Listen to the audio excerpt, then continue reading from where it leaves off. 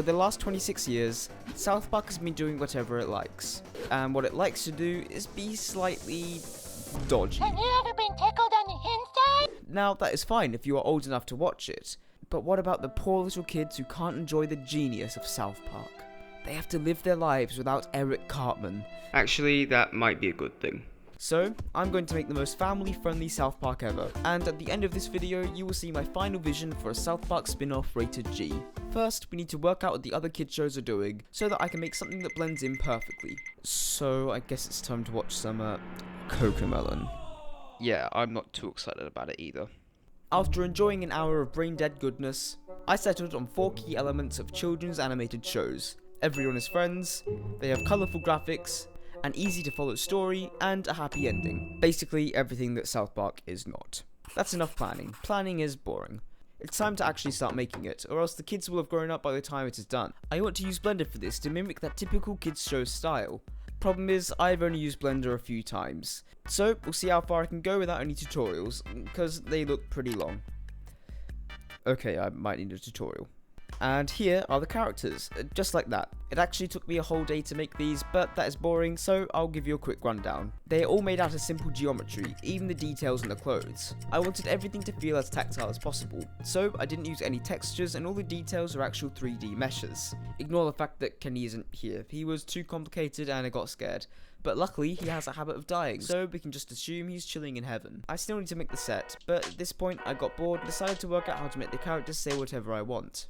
I wrote the script, but I can't show you that because it will ruin the surprise. I obviously can't get the voices from the show, as I don't think I'm going to find a time when they are actually nice to each other.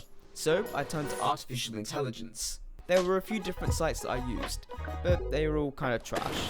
Hey, Cartman, my best friend. So, I made the crippling purchase of 11 labs for a whole $1. I am now in crippling debt for the benefit of the kids. All I needed was some footage of them speaking and it created their voices for me. That was my final version of the Cartman AI.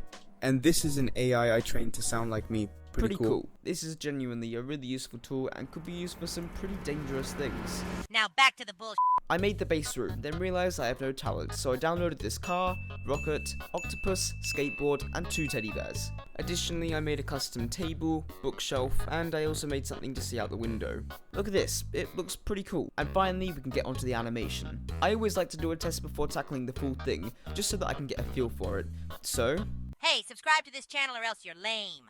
and I personally think you should do what the fat little boy says. Oh yeah, the mouths were just assets I downloaded and then added in post. It genuinely took a whole hour to line up the correct mouths for that 3-second shot, and I was doing it at max speed. I will probably get carpal tunnel by the end of this, but hopefully it will be worth it. I actually almost forgot to model the most important part of this whole animation, and that is a Jewish Bible. Huh? I promise all the stuff will come together at the end and make sense, just bear with me.